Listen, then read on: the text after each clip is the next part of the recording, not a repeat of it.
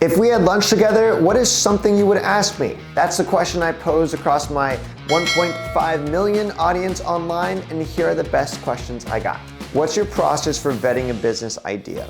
I get pitched a lot of different ideas every single day. I get thousands of DMs and messages. Honestly, I don't have time to even read all these messages, but I'm extremely skeptical person even after all this time, especially even how I make money, I consider it risky. I think one thing I try to think about when I hear a business idea, if it somehow manages to make it my way, is what are the risks? That's the first place I go to. Sometimes when you get pitched a new idea, it's about what's the opportunity, not the risk. But my mind just naturally goes to like, what is this gonna cost me in terms of dollars and time? And I wanna understand that transparently first before I even consider the opportunity. In my mind, I'm a bootstrapped entrepreneur, so I'm trying to always find and think of ways to make money without spending it, or spending the least amount and trying to really minimize my risk, since most ideas, even today that I launch, fail. So when I get pitched an idea and then it says, oh, you can make millions and millions of dollars, by the way, it's gonna cost you hundreds of thousands of dollars, I'm just missing out on those opportunities because I'm just not interested in them. I'm out.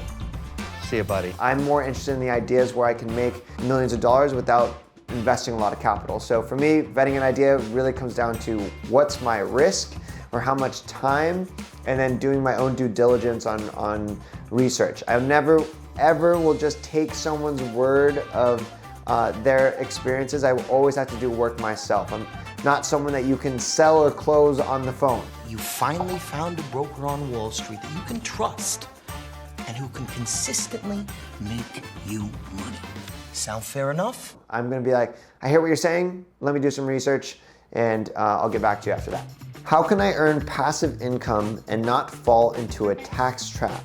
So I think the interesting thing about this question is, what are you considering a tax trap? It's a trap! I want to make clear that every dollar that I make, I have to pay taxes on it.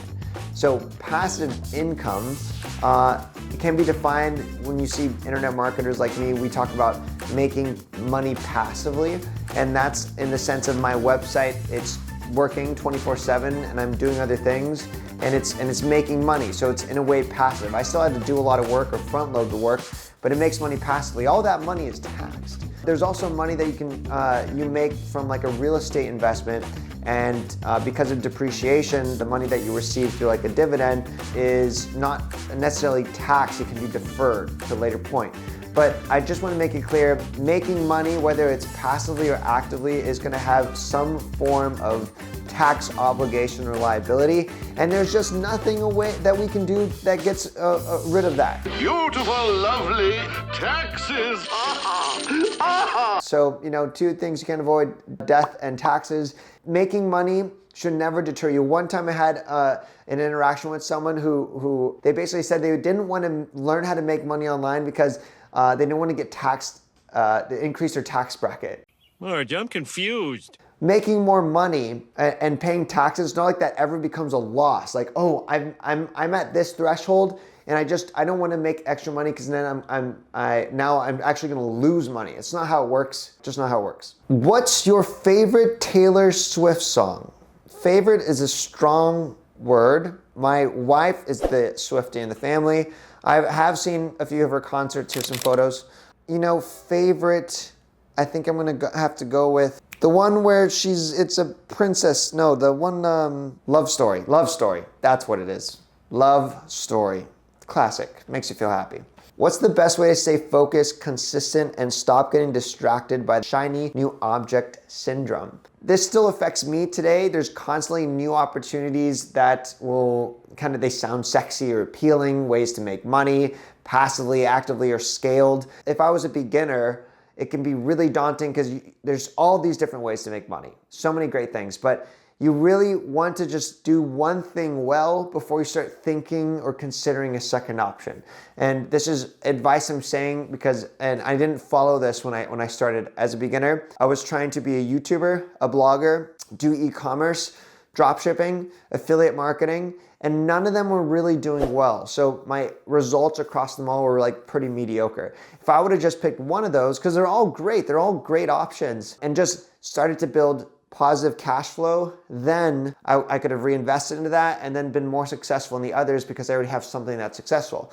So I think to avoid shiny object syndrome, just do one thing and make sure that becomes successful, cash flow, it's making money. And then after it reaches whatever your number is, so 10K a month is a number I think about, then I try to then see if I can scale it, automate it, free up my time, and then focus on something else or continue to grow that 10K into 20K or higher. It's overwhelming and intimidating for beginners to start with so much information. If you were to teach a 15-year-old side by side with you in person, what would be the step-by-step process that you'll teach him to see a result? With all the different ways to make money online for a 15-year-old, I would just focus on one thing, and that'd be teaching a teenager how to make content that could be monetized. Teenagers, and I feel like my era of growing up, social media was something I didn't grow up with as a child, and then MySpace was like the first social media, making myself sound pretty old right now. Then I feel like anyone after me, they were already growing up with using social media. So the idea of creating content is not really such a foreign concept or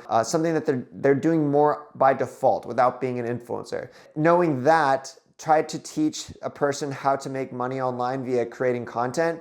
And right now, short form platforms like TikTok, Instagram, and Facebook are willing to pay you for your content. So I would teach this 15-year-old about what are the things you're passionate about, interested in, they feel confident to make videos about on a regular basis. Figured what that is, and then get them to basically create 3 posts a day for 90 days. And I know that at the end of that, they would be monetized and have at least 10,000 followers, and that's big enough to start a social media business. What makes Brad Clunt's content so much more interesting than yours? Interesting, this comment came from someone that looks like Brad Clunt. It's a very odd question. You know, Brad's is so, if I'm ever looking for motivation, I go to Brad's content because it helps me realize how much better I am at this whole social media content game. So when I go there, it's like, I'm so glad. I remember when I used to be that bad, and it just is a good, just seeing where he is, where I'm at, and that's just great. So that's why I check out Brad's content. Are you smart or do you work hard?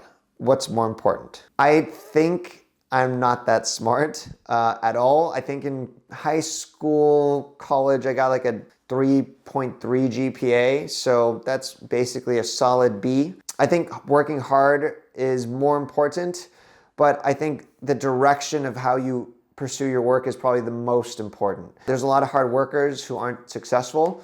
I think of anyone that works a manual labor job, they work harder than most people. And then I think of really smart people who are doctors or in political science, and they're extremely intelligent. They have PhDs, but financially, they're not really successful. So it's not either of these options. I think it's working harder in the right thing. And I think when you work hard in the right thing, what is the right thing? It differs for you. But I think one goal that I think is common across most people is to be financially free, where we can live our life and not think about money and the constraints of money and have the freedom to choose what to do with our time.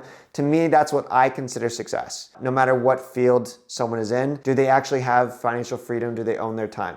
That's my number one priority when I think about success. You need to work hard, and it needs to be in the right area or right direction, because if you're working hard in something that isn't the right direction, you might not ever achieve that. Is it worth it to make a bunch of money if the process to get there doesn't resonate with the person? I think the process to become wealthy is, I think the best part about it, at least for me, is I enjoy the journey more than the destination. And I think maybe that is how I think about your question, is if the whole purpose is for you to reach the destination, I think once you reach the destination, you'll realize how unfulfilling that destination is, or you'll get there, you'll have a moment of happiness, and then you'll be like, well, I'm a millionaire now. Now what? If you love the process and you love the journey, then I think that is how you find fulfillment. So for me, I love still today building new revenue streams, new businesses. I'm about to launch a new business in the next couple months called Affiliate Automation. And I'm doing this because I love the journey. I love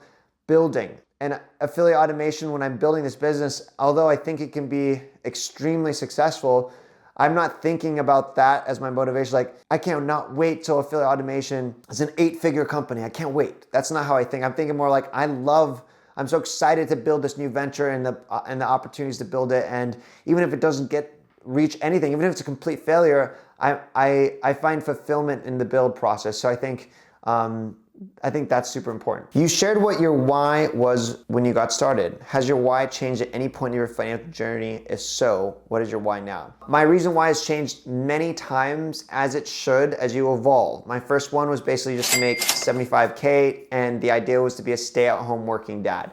Then when that was attained, I thought I want to make enough money where my wife doesn't have to work. She still works, she loves working. Then it was to retire my folks, and now I'm in a point where I'm starting to think about the next chapter, and I don't really have that solidified, and that's okay too to not know. I'm thinking about it, something I think about daily. What is this next level? And I don't have the answer right now, but when I do, I'll definitely update it. But I appreciate the question. Please describe how you would structure your day while starting this adventure from scratch. As a veteran of the U.S. Armed Forces and a single mom of a toddler and an infant with currently no other income to make this the income all they need. First of all, thank you so much for your service. If I was just starting out and I would structure my day, I think about when I was building in my early 20s, and I think about what I call the golden hour.